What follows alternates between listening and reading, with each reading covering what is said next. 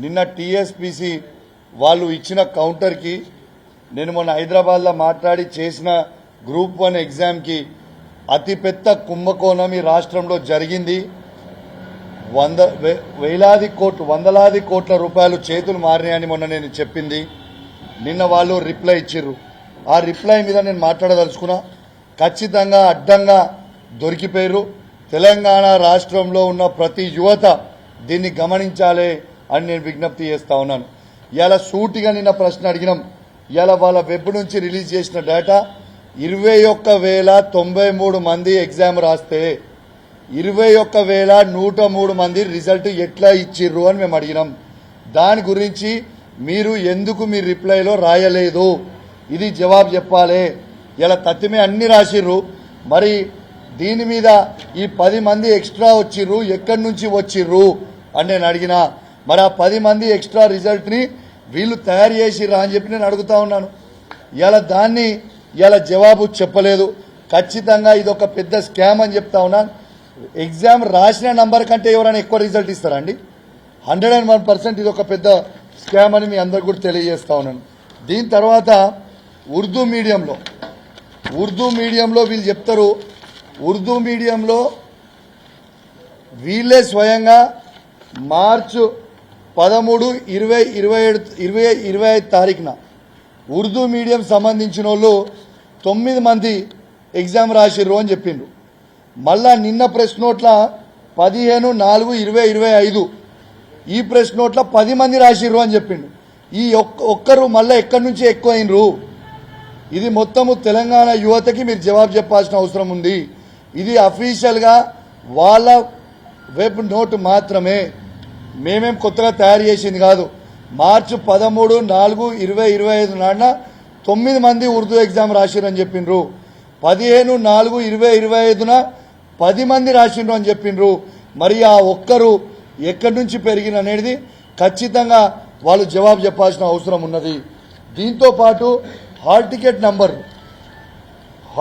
నంబర్లు వీళ్ళు చేంజ్ చేశారు. అసలు హాల్ టికెట్ నంబర్ అనేది ప్రిలిమ్స్కి ఏ ఎగ్జామ్ హాల్ టికెట్ నంబర్ రాసినా same hall ticket number mains రాసేటప్పుడు కూడా సేమ్ అదే హాల్ టికెట్ నంబర్ ఉంటుంది. మరి నేను అడుగుతుంది ఏంటంటే ఈ మొన్న అయిన ఎగ్జామ్లో యూపీఎస్సీ తరాన మేము నిర్వహిస్తున్నాం ఎగ్జామ్ అని చెప్పినప్పుడు యూపీఎస్సీలో ప్రిలిమ్స్లో ఒక హాల్ టికెట్ నంబర్, మెయిన్స్లో ఒక హాల్ టికెట్ నంబర్ ఉండదు, సేమ్ హాల్ టికెట్ నంబర్ ఉంటుంది. మరి మీరు ఎందుకు చేంజ్ చేయాల్సి వచ్చింది? ఇలా యూపీఎస్సీలో ఎట్లుంటుంది? ఇలా ఎగ్జాము కర్ణాటకలో ప్రిలిమ్స్ రాసినా మళ్ళీ మెయిన్స్కి క్వాలిఫై అయితే అది పోయి ఢిల్లీలో కూడా రాయొచ్చు. మళ్ళీ అట్లాంటిది మీరు ఎందుకు చేంజ్ చేయాల్సి వచ్చింది? దేనికోసం మీరు చేంజ్ చేసిర్రు? ఖచ్చితంగా దీనికి మీరు జవాబు చెప్పాల్సిన అవసరం ఉన్నది. ఈ చేంజ్ చేసిర్రు ఎందుకనంటే మా కమిషన్ పరిధిలో ఉంది, మేము చేంజ్ చేసినామని రిప్లై ఇచ్చారు. కరెక్టే చెప్పిర్రు. మీ కమిషన్ పరిధిలో మీరు అన్ని కమిషన్లు తీసుకొని చేంజ్ చేసిర్రు. ఇలా ఎవరు కమిషన్లు తీసుకొని రిజల్ట్లు ఇచ్చిర్రు? ఇది ఎంతవరకు కరెక్ట్ అని చెప్పి నేను అడుగుతా ఉన్నాను. 101% దీనికి మీరు జవాబు చెప్పాల్సిన అవసరం ఉంది. ఇంకోటి ఏం చెప్పిర్రు? ఎస్, మార్క్స్ అనేటి సేమ్ వస్తాయి, మీరు ఎందుకు ఈ సీరియల్ నంబర్లో హాల్ టికెట్ ఒకటే సీరియల్ నంబర్లో సేమ్ మార్క్స్ ఎందుకు 654 మందికి వచ్చినాయి అని నేను అడిగిన. దీంట్లో చాలా మంది ఎగ్జామ్స్ రాస్తారు కాబట్టి సేమ్ మార్క్స్ వస్తాయి కాబట్టి చాలా మందికి వచ్చే అవకాశం ఉంది అన్నారు. నేను సంతోషిస్తా, కాదు అంటలేను. నేను కూడా ఏమంటున్నా, మార్క్స్ మీరు ఇచ్చినప్పుడు డిఫరెంట్ హాల్ టికెట్ నంబర్లకి డిఫరెంట్ వస్తే ఓకే. ఒకటే సిరీస్లో హాల్ టికెట్ 470, 471 సిరీస్లో అందరికీ 253 మార్కులు వస్తాయా? ఈ సిరీస్లో అందరికీ హాల్ టికెట్ నంబర్ 306, 307 ఉన్న వాళ్ళందరికీ 373.5 వస్తాయి. అందరికీ 438, 439 హాల్ టికెట్ నంబర్ ఉన్న వాళ్ళందరికీ 270.5 సేమ్ వస్తాయి ఎక్కడన్నా? అట్లా 654 మంది ఉన్నారు. ఒకటే సిరీస్లో అందరికీ సేమ్ ఎట్లా ఉంటాయి అని నేను అడుగుతా ఉన్నాను. అదేవిధంగా ఆల్టర్నేట్ హాల్ టికెట్ నంబర్ 276, 278 ఇదేముండదు? 441 మందికి 441 మార్కులు వచ్చినాయి. అంటే 276, 278 ఉంటుంది, 277 ఉండదు దీంట్లో. అంటే ఆల్టర్నేటివ్ నంబర్లు ఉన్న వాళ్ళందరికీ 441 మార్కులు 702 మందికి వచ్చినాయి. సేమ్ మార్క్స్ ఒకటే సిరీస్లా. దీని గురించి మేము అడిగితే అందరికి వచ్చే అవకాశం ఉంటుందని చెప్పి తప్పించుకునే ప్రయత్నం వాళ్ళు చేసిండ్రు. దాంతోపాటు నిన్న రాముల్ నాయక్ గారు మాట్లాడారు. ఏమని మాట్లాడిండు? నేను చెప్పింది కాంగ్రెస్ ఎమ్మెల్సీ అయిన రాముల్ నాయక్ గారికే నేను తను చెప్పిన మాట మీద ఉండాలి. ఏమని చెప్పిండు? కౌశిక్ రెడ్డికి ఇట్లా నిరూపిస్తే నేను గుండు కొట్టుకుంటా అని చెప్పిండు. నేను నిల్చొని అని అన్నాడు. ఎస్, ఇవాళ నేను ప్రూవ్ చేస్తున్నా ఆయన మాట మీద ఆయన నిలబడాలని నేను కోరుతున్నాను. ఇది చూడండి, పబ్లిక్ వాళ్ళది. నేను ఇది వెబ్ నుంచి తీసింది, నేను ఎక్కడ కూడా చేయలేదు. 206 స్టేట్ ర్యాంక్ రాలేదు అని టీఎస్పీసీ చెప్తా ఉంది. పూర్తి చిత్త అబద్ధము. ఇవాళ వాళ్ళ వెబ్ నోట్లో స్టేట్లో 206 ర్యాంకు ఇవాళ ఎమ్మెల్సీ రాముల్ నాయక్ గారి కోడలకు వచ్చిందని వాళ్ళే ఆన్లైన్ నెట్లో పెట్టిర్రు. ఈ జూమ్ చేసి మీరు చూపించవచ్చు. మల్టీ జోన్లో ఎస్టీ కేటగిరీ మల్టీ జోన్ 1లో నంబర్ 1 ర్యాంక్ వచ్చిందని నేను చెప్పిన, ఆయన రాలేదు అని చెప్పిండు. ఇది చూడండి వాళ్ళు పెట్టిన దాంట్లో. ఇక్కడ మీరు చూడొచ్చు, ఇది రాముల్ నాయక్ కోడల్ గారి హాల్ టికెట్ నంబర్. ఇవ్వండి ఇక్కడ వాళ్ళ మార్క్స్. ఇక్కడ ఎస్టీ కేటగిరీలో చూడొచ్చు. ఇవ్వండి స్టేట్ ర్యాంక్ వచ్చిన దాంట్లో ఇక్కడ మీరు చూడొచ్చు 206 స్టేట్ ర్యాంక్ ఉంది. ఇలా మల్టీ జోన్లో ఇక్కడ ఉన్నది ఫస్ట్ ర్యాంకు. వాళ్ళు ఇచ్చింది, నేను తయారు చేసింది కాదు. ఇది వాళ్ళ సైట్ నుంచి డౌన్లోడ్ చేసిన డాక్యుమెంటు. మరి ఖచ్చితంగా ఆయన మాట మీద ఉండాలి. తర్వాత ఏం మాట్లాడిండు? నా కోడలు 18 గంటలు చదువుకుంది రోజు అని చెప్పిండు. కరెక్టే రాముల్ నాయక్ గారు చెప్పింది. రాముల్ నాయక్ గారు చెప్పింది ఏంటంటే 18 గంటలు పనిచేసింది రాముల్ నాయక్ రేవంత్ రెడ్డి గారి దగ్గర ఈడ కమిషన్లు ఇచ్చుకుంటూ పైసలు ఇచ్చి కొనుక్కున్నాడని నేను అంటున్నా. ఎందుకు అంటున్నా అంటే ఆయననేమో 18 గంటలు చదివినా అని చెప్తుంది. వాళ్ళ కోడలేమో ఇంటర్వ్యూ ఇచ్చి నేను రోజు కేవలం 5 గంటలు మాత్రమే చదువుకున్నా అని చెప్పింది. ఆయమనే ఒక ఛానల్ ఇంటర్వ్యూకి ఇచ్చింది. ఆ లింక్ కూడా మీకు వాట్సాప్ చేస్తా. డైలీ మార్నింగ్ 4 to 6 o'clock చదువుకున్నా అన్నది, మధ్యాహ్నం 12 to 2 o'clock చదువుకున్నా అన్నది, సాయంత్రం పూట 1 గంట సేపు చదువుకున్నాను అన్నది. అంటే ఎంత అవుతుంది? వాళ్ళ కోడలేమో 5 గంటలు చదివిందని చెప్తాడు, మామేమో ప్రెస్ ముంగడికి వచ్చి 18 గంటలు చదివినని చెప్తుంది. మరి ఎవరు చెప్పింది నిజం? మామ చెప్పింది నిజమా లేకుంటే కోడలు చెప్పింది నిజమా? దీనికి జవాబు చెప్పాలి కదా. నేను అడిగిన దానికి ఖచ్చితంగా జవాబు చెప్పాలి. తర్వాత ఏమన్నాడు? మీ తెలంగాణ భవన్లో మీరు ఎగ్జామ్ పెట్టర్రి, నా కోడలు వచ్చి రాస్తుంది, నాకు మార్క్స్ వస్తాయని అంటుంది. అయ్యా రాముల్ నాయక్ గారు, మీరు కోటి ఉమెన్స్ కాలేజ్ని ఆల్రెడీ 18 సెంటర్ 19 సెంటర్లో మీరు రాసిన ఎగ్జాము, మీ కోడలకు ఎగ్జామ్ పేపరో గాంధీ భవన్ నుంచి వచ్చింది, ముందే రాసింది ఆడ. పాపం వేరేళ్ళకేమో అక్కడి నుంచి వచ్చింది. మళ్ళీ కొత్తగా రాసేది ఏముంది బ్రదర్? ఇలా ఆల్రెడీ 101% దీని మీద ఎంక్వైరీ జరగాలి. ఖచ్చితంగా జవాబు చెప్పాల్సిన అవసరం ఉన్నది. పబ్లిక్ మొత్తం ఎదురు చూస్తూ ఉన్నారు. చాలా మంది విద్యార్థులు చదువుకున్నారు. ఇంకొకటి సిల్లీ ఆన్సర్, సిల్లీ అంటే మోస్ట్ సిల్లీ ఆన్సర్ చెప్తా మీకు. మీరు ఇప్పుడు చెప్తే షాక్ అవుతారు. కోటి ఉమెన్స్ కాలేజ్లో మీరు ఎగ్జామ్ రాసినప్పుడు ఓన్లీ మహిళలను ఎందుకు పెట్టిరు, పురుషులను ఎందుకు పెట్టలే? వాడు ఓన్లీ అమ్మాయిలు ఎందుకు రాసిరు, అబ్బాయిలు ఎందుకు రాయలే ఆ సెంటర్లో అని అడిగిన. 25 సెంటర్లలో అన్ని సెంటర్లలో అమ్మాయిలు రాస్తారు, అబ్బాయిలు రాస్తారు. ఈ ఒక్క సెంటర్లో మాత్రం ఉట్టి అమ్మాయిలే రాస్తారు. ఎందుకు రాసిరు అట్లా? అలా ఏం తప్పు లేకపోతే 1497 మంది రాస్తే 74 మంది అలా సెలెక్ట్ అయింది. ఇంకా తతిమ 25 సెంటర్ల 10,135 మంది రాస్తే అలా కేవలం 69 మంది మాత్రమే సెలెక్ట్ అయ్యారు. ఈ సెంటర్లో పక్కా స్కామ్ జరిగింది అనేది నా ఆరోపణ. అయితే అది స్కామ్ జరిగిందని చెప్పడానికి వాళ్ళు నిన్న రిజల్ట్ ఏమని చెప్తారు తెలుసా? పెద్ద జోకు. అందులో ఓన్లీ ఉమెన్స్ ఎందుకు పెట్టినామంటే వాళ్ళ అబ్బాయిలకి బాత్రూమ్లు లేవు కాబట్టి ఓన్లీ ఉమెన్స్ పెట్టిరట. దీనికంటే జోక్ ఏమని ఉంటుందా అండి? అయితే నేను అడుగుతున్నా, మరి ఇప్పుడు వాళ్ళు టీఎస్పీసీ వాళ్ళని ప్రశ్న నేను అడుగుతున్నా. ఇవాళ మీరు జవాబు చెప్పాల్సిన అవసరం ఉంది. ఇవాళ బీవీఆర్ఐటి ఉమెన్స్ కాలేజ్లో మరి అక్కడ అబ్బాయిలు అమ్మాయిలు ఇద్దరు రాసిరు కదా. మరి నారాయణమ్మ ఇంజనీరింగ్ కాలేజ్ ఫర్ ఉమెన్లో అబ్బాయిలు అమ్మాయిలు ఇద్దరు రాసిరు కదా. మరి government degree college for women బేగంపేటలో అమ్మాయిలు అబ్బాయిలు ఇద్దరు రాసిరు కదా.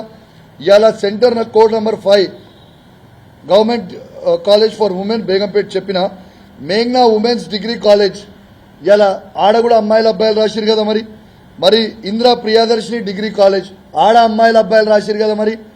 మరి ఇవన్నీ ఇక్కడ లేని ప్రాబ్లంలు ఆ ఒక్క సెంటర్లోనే అబ్బాయిలకి బాత్రూమ్లు ఉండవు. గిదా మీరు చెప్పే జవాబు? కొంచెమన్నా జవాబు చెప్పేటప్పుడు కొంచెమన్నా ఆలోచన ఉండాలి. అసలు నేను అడుగుతున్నా, అసలు మార్క్స్ లిస్ట్ మీరు పెట్టినప్పుడు మీరు నోటిఫికేషన్లో ఏమని ఇచ్చిర్రు? మీరు provisional marks list, PML marks list, మీరు ఫస్ట్ ఇచ్చే మార్క్ లిస్టుని ముందు మీరు ఇండివిజువల్గా ఎందుకు పంపిర్రు? పబ్లిక్గా ఆన్లైన్ ఎందుకు చెయ్యలేదు? దాన్ని పబ్లిక్గా ఆన్లైన్ చేయకుండా ఇది మీరు చూడొచ్చు, వాళ్ళ నోటిఫికేషన్లోనే ఉంది. 15th పారాలో ఇవాళ వాళ్ళు ఇచ్చిన నోటిఫికేషన్, టీఎస్పీసీ ఇచ్చిన నోటిఫికేషన్లోనే మీరు చూడొచ్చు. ఇలా 15th పారాలో ఇక్కడ హైలైట్ చేసి చెప్పినాం, after publication of professional mark list తర్వాతనే మీకు మొత్తము పబ్లికేషన్ చేసిన తర్వాతనే రీకౌంటింగ్కి మీరు పైసలు కట్టాలి అని వాళ్ళ దాంట్లో ఇచ్చిండ్రు. మరి మీరు లిస్టు పెట్టకుండా తర్వాత రీకౌంటింగ్ పెట్టుకొని అది రీకౌంటింగ్ పెట్టుకున్న వాళ్ళకి మాత్రం రీకౌంటింగ్ చేసి ఆ లిస్టులు పెట్టేసి మేము పెట్టేసినాము, మేము చేయలేదంటారు. నిన్న ఒక అమ్మాయిది, ఆ అమ్మాయి పేరు నేను చెప్తే ఆ అమ్మాయిని ఇబ్బంది పెట్టి ఆ అమ్మాయిని మీద కేసులు పెట్టే ప్రయత్నం చేస్తూ ఉన్నారు. నిన్న చేశారు. నేను దాని కూడా జవాబు చెప్తా ఉన్నాను. ఇది క్లియర్గా ఆ అమ్మాయిది మార్కులు చూడొచ్చు మీరు. 4 ఇవి రెండు ఉన్నాయి. ఈ 2 మార్కులు మీరు క్యాలిక్యులేట్ చేసుకోవచ్చు. 483 మార్కులు ఈ అమ్మాయికి వస్తాయి. 483 మార్కులు వస్తే రీకౌంటింగ్కి పెట్టుకుంటే ఆ అమ్మాయికి 423 మార్కులు ఇస్తారు. అంటే 60 మార్కుల తేడా. ఎక్కడైనా మార్క్ డిఫరెన్స్ ఉంటే 5 మార్కులు, 3 మార్కులు, 4 మార్కులు డిఫరెన్స్ ఉంటుంది. 60 మార్కుల డిఫరెన్స్ ఉంటుందా? 60 మార్కుల డిఫరెన్స్ ఎందుకు వచ్చిందని రాస్తే ఆ అమ్మాయి ఫోర్జరీ చేసింది అని అబద్ధాలు చెప్పే ప్రయత్నం చేస్తూ ఉన్నాను. ఆ అమ్మాయి ఫోర్జరీ చేస్తారా అంటే ఎవరైనా గ్రూప్ 1 ఎగ్జామ్ రాసిన వాళ్ళు, అలా హాల్ టికెట్ వచ్చిన వాళ్ళు ఎవరైనా ఫోర్జరీ చేస్తారా? ఎవరైనా ఫోర్జరీ చేస్తారా? ఒక్కసారి ఆలోచన చేయండి. దీంతో పాటు ఇంకోటి కూడా మీకు చెప్తా ఉన్నాను. దీంతో పాటు తెలంగాణ మూమెంట్ స్టేట్ ఫార్మేషన్ పేపర్కి హైయెస్ట్ మార్క్స్ ఎంత వచ్చినాయని ఇచ్చిండ్రు? 100 మార్క్స్ హైయెస్ట్ వచ్చినాయని ఇచ్చిండ్రు. ఇది వాళ్ళే ఇచ్చిర్రు. ప్రెస్ నోట్, నేను నా సొంత కవిత్వం కాదు. 100 మార్క్స్ హైయెస్ట్ అని వాళ్ళే ఇచ్చిర్రు. దీంట్లో మీకు హాల్ టికెట్ చెప్తున్నా. Hall ticket number 240920176 hall ticket నంబర్కి ఇదే marks, Telangana movement state formation marks, ఇదే టీఎస్పీసీ ఆయనకి పంపిన మార్క్స్ 122 మార్కులని ఆయనకు పంపిర్రు. ఆయన గవర్నమెంట్ ఎంప్లాయీ కాబట్టి ఇప్పుడు భయపెట్టిస్తుర్రు. మళ్ళీ ఆయన పోయి అడిగితే మరి మీరు 100 మార్కులు హైయెస్ట్ అని ఇచ్చిర్రు, మరి ఇలా నాకు 122 వచ్చినాయి కదా అని చెప్తే ఆ అబ్బాయి రీకౌంటింగ్కి ఏం పెట్టుకోలే. ఆయన పిలిచి బెదిరించి ఆయనకి టోటల్ మార్క్స్ 330 వస్తే దాన్ని 188కి కుదించేసారు. అసలు ఆయన రీకౌంటింగ్ ఏది పెట్టుకోలే. 330 మార్కులు వచ్చినోనికి వాళ్ళు కేవలం తీయాల తప్పు కప్పుపుచ్చుకోవడానికి వాళ్ళు పెట్టిర్రు. ఈయన కూడా వాళ్ళు ఇచ్చిన ప్రెస్ నోట్లు ఏం చెప్తుర్రు? లేదు మేము వాళ్ళు అసలు అట్లా ఇయ్యలేదు, అది తప్పు అని చెప్తున్నారు. మరి ఇది ఎక్కడి నుంచి చేసిర్రు? ఇది ఎక్కడి నుంచి డౌన్లోడ్ అయింది? మీ వెబ్సైట్ నుంచే డౌన్లోడ్ చేసినాం కదా. ఎక్కడి నుంచి డౌన్లోడ్ అయింది? దీనికి కూడా జవాబు చెప్పాల్సిన అవసరం ఉంది అని చెప్పి సందర్భంగా తెలియజేస్తా ఉన్నాను. ఇవాళ నేను ఒక్కటే సవాల్ విసురుతా ఉన్నా. ఖచ్చితంగా ఈ ప్రభుత్వం అట్టర్ ఫెయిలియర్ అయిన ప్రభుత్వం, పూర్తి స్కాములు చేస్తున్న ప్రభుత్వం, రేవంత్ రెడ్డి గారి ప్రభుత్వం పూర్తి స్కాములే చేస్తూ ఉంది. నేను చెప్పిన దానికి పక్కా ఆధారాలతో నేను బయట పెట్టినా దాన్ని ఎందుకు మీరు స్పందిస్తలేరు? ఎస్, తమిళనాడులో డిసెంబర్ 3, 2021 నాడున గ్రూప్ 4 ఎగ్జామ్ అయింది. ఆడ 2 సెంటర్లల్లో 40 మందికి వస్తే దాని మీద సిబిసిఐడి ఎంక్వైరీ తమిళనాడు గవర్నమెంట్ వేస్తే గ్రూప్ 4 ఎగ్జామ్ని క్యాన్సిల్ చేసిర్రు. ఇది కూడా ఎంక్వైరీ చేయర్రి. ఇప్పుడు మా టైం ఉన్నప్పుడు, ఈ గ్రూప్ 1 ఎగ్జామ్ అప్పుడు మా టైం ఉన్నప్పుడు తప్పు జరిగిందని కూడా, బరాబర్ తప్పు జరిగిందని కూడా కేసీఆర్ గారు ధైర్యంగా బరాబర్ క్యాన్సిల్ చేసి మళ్ళీ నోటిఫికేషన్ ఇస్తా అని చెప్పి క్యాన్సిల్ చేసిండు. ఆనాడు కరీంనగర్ ఉన్న పార్లమెంట్ సభ్యుడు బండి సంజయ్ గారు ఆనాడు ఎగిరెగిరి పడ్డాడు. ఇవాళ బండి సంజయ్ గారు ఈ భారతదేశానికి హోమ్ మినిస్టర్ తనే. ఇదే విద్యార్థుల కోసం ఆ రోజు బాగా మాట్లాడిన బండి సంజయ్ గారు ఇవాళ ఎందుకు మాట్లాడతలేడు? ఎందుకు నోరిప్పుతలేడు? నేను బండి సంజయ్ గారు ఇవాళ భారతదేశానికి మీరే హోమ్ మినిస్టర్, ఖచ్చితంగా మీరే భారతదేశానికి హోమ్ మినిస్టర్. ఇలా తెలంగాణ నిరుద్యోగుల మీద మీకు ప్రేమ ఉంటే, మీకు నిజంగా అభిమానం ఉంటే మీరు సిబిఐ ఎంక్వైరీ చేపియండి. సిబిఐ ఎంక్వైరీ చేయించి నిజాలు తేల్చండి. ఇలా బీజేపీ వాళ్ళు ఎవరు కూడా ఎందుకు మాట్లాడతలేరు? ఇలా రేవంత్ రెడ్డి గారి దగ్గర నుంచి లాలూచి పడుతున్నారా? కిషన్ రెడ్డి గారు ఎందుకు మాట్లాడతలేరు? బండి సంజయ్ గారు ఎందుకు మాట్లాడతలేరు? ఈటల రాజేందర్ గారు ఎందుకు మాట్లాడతలేరు? ధర్మపురి అరవింద్ గారు ఎందుకు మాట్లాడతలేరు? ఎందుకంటే ఇలా కాంగ్రెస్ బీజేపీ మొత్తం మ్యాచ్ ఫిక్సింగ్ లో ఉన్నారు, దొంగ అన్నట్టే ఉన్నారు. ఎందుకంటే వీళ్ళ నలుగురికి రేవంత్ రెడ్డి దగ్గర నుంచి బూటలు పుడతా ఉన్నాయి. బీజేపీ వాళ్ళ పరిస్థితి ఎట్లుందంటే హెచ్సియు భూముల్లో నరేంద్ర మోడీ గారు స్పందించరు, కానీ స్థానికంగా ఉన్న బీజేపీ నాయకులు స్పందించరు. ఎందుకు స్పందించారంటే వాళ్ళకి రేవంత్ రెడ్డి గారితోని లాలూచి ఉంది కాబట్టి. లేకుంటే ఎందుకు మాట్లాడతలేరు? మరి ఖచ్చితంగా మీరు మాట్లాడాలి కదా. నేను డిమాండ్ చేస్తా ఉన్నా, ఖచ్చితంగా ఈ ఎక్స్ట్రా ఉన్న ఈ 20,093 మంది ఎగ్జామ్ రాస్తే 21,093 మంది ఎగ్జామ్ రాస్తే 21,103 మంది రిజల్ట్ ఇచ్చిన దాంట్లో ఆ ఎక్స్ట్రా 10 మంది ఉన్న దాంట్లోనే నాకు తెలిసిన వ్యక్తి మాజీ ఎమ్మెల్సీ రాముల్ నాయక్ గారి కోడలు ఆ 10 మంది ఎక్స్ట్రా దాంట్లోనే రేవంత్ రెడ్డి గారి సాయంతో ఉన్నదని నేను ఆరోపణ చేస్తున్నా, బరాబరి చేస్తున్నా. దాని మీద ఎంక్వైరీ మీకు దమ్ముంటే దాని మీద ఎంక్వైరీ చేసిన తర్వాత మాట్లాడదాం. ఇలా కనీసము రాముల్ నాయక్ గారు చెప్పింది కూడా నిజం ఉన్నదని లేదు కదా. ఆయనేమో వాళ్ళ కోడలు 18 గంటలు చదివిందని చెప్తుండు, వాళ్ళ కోడలేమో స్వయంగా నేను రోజుకి 5 గంటలే చదువుకున్నాను ఏమో చెప్తుంది. మరి ఏది నిజము? ఇవన్నిటి కూడా అన్ని అనుమానాలు ఉన్నాయి. ఖచ్చితంగా దీని మీద ఎంక్వైరీ జరగాల్సిందే. రెండోది, ఇలా ఉర్దూ మీడియంలో మీ పబ్లికేషన్లో మీ నోటిఫికేషన్లోనే మళ్ళా చెప్తా ఉన్నాను, నేను సవాల్ విసురుతా ఉన్నాను, మళ్ళా చెప్తా ఉన్నాను. ఉర్దూలో మీరు 9 మంది ఎగ్జామ్ రాసిరని ఫస్ట్ చెప్పిర్రు, తర్వాత నిన్న ప్రెస్ నోట్లో 10 మంది ఎగ్జామ్ రాసిరని మీరు చెప్తుర్రు. అంటే ఆ ఒక్కరు ఎక్కడి నుంచి పెరిగిండు? దీనికి మీరు జవాబు చెప్పాలి. This is the biggest scam in Telangana, పెద్ద స్కామ్ ఇన్ తెలంగాణలో. ఈ ఒక్క పాయింట్ సరిపోదా? December 9th రోజు డిసెంబర్ ఉర్దూ ఎగ్జామ్కి 9 మంది రాసిర్రు అని March 3 నాడు వాళ్ళే డిక్లేర్ చేస్తారు. నిన్న వాళ్ళు 10 మంది ఒక్కరు ఎట్లా పెరిగిర్రు అంటే వీళ్ళంతా స్కామ్ కాదా? ఇది 100% scam. This is the biggest scam in Telangana. 100% దీన్ని రద్దు చేయాలి, మళ్ళీ ఎంక్వైరీ చేయాలి. దీని మీద ఖచ్చితంగా జ్యుడిషియరీ ఎంక్వైరీ జరగాలి, సిబిఐ ఎంక్వైరీ. సరే, దీని మీద ఎవ్వరికి ఏమీ అనుమానాలు లేవు. చలో మీరు జ్యుడిషియరీ ఎంక్వైరీ చేసి సిబిఐ ఎంక్వైరీ చేసి రిజల్ట్ హోల్డ్లో పెట్టి ఓ 1 month ఎంక్వైరీ చేసి క్లోజ్ చేయరాదు, దాన్ని ఆపి క్లోజ్ చేయండి. తర్వాత ఇలా సర్టిఫికేట్స్ తీసుకురావడానికి ఈ 563 మందికి 1:1 ఎందుకు పిలిచిర్రు? 1:1 ఎందుకు పిలిచిర్రు? మొన్న గ్రూప్ 4 ఎగ్జామ్స్, గ్రూప్ 4 పోయిన వాళ్ళకి 1:3 ఇదే టీఎస్పీసీ వాళ్ళు పిలిచిరు కదా. మరి గ్రూప్ 1 అంటే చాలా, గ్రూప్ 4 ఎక్కడ, గ్రూప్ 1 ఎక్కడ? మరి గ్రూప్ 1 దాంట్లో ఎందుకు 1:1 పిలిచిర్రు? ఎందుకంటే వీళ్ళు ఇంత తొందరపడ్డాము, ఎందుకంటే వీళ్ళు లాలూచి పడ్డరు, కోట్లాది రూపాయలు చేతులు మారినాయి, కోట్లాది రూపాయలు దండుకున్నారు. పెద్ద స్కామ్. ఖచ్చితంగా దీని మీద ఎంక్వైరీ జరగాలని నేను డిమాండ్ చేస్తూ ఉన్నాను, చాలా త్వరలోనే. సరే, వీళ్ళు ఏమన్నారు? నిన్న నేనేం చెప్పినా 9 మందిలో 7 ఉర్దూ మీడియం వాళ్ళని మీరు సెలెక్ట్ చేసిరని నేను చెప్పిన. లేదు మేము చేయలే, ఒక్కరే చేసిరన్నాడు. ఖచ్చితంగా అది కూడా బయట పెడతా చాలా త్వరలోనే. ఎంతమందిని పెట్టిరు అనేది కూడా చాలా తొందరగా ప్రూఫ్తో సహా బయట పెడతా. సరే, నేను తప్పు చేసి ఉంటే, మరి మీకు దమ్ముంటే ఈ 563 మందిది లిస్టు బయట పెట్టురు ఓపెన్గా. ఎందుకు దాచిపెడుతురు? 563 మందికి మీరు ఇచ్చిర్రు, ఓకే. వాళ్ళకు వచ్చినప్పుడు లిస్టు పేర్లతో సహా, వాళ్ళ హాల్ టికెట్ నంబరు పేర్లతో సహా బయట పెట్టుర్రు. మీరు నేను తప్పు చేసినా అని చెప్తున్నారు, నేను తప్పారోపణలు చేసినా అంటున్నారు. మీరు తప్పారోపణలు చేస్తుంటే బయట పెట్టుర్రు లిస్టు.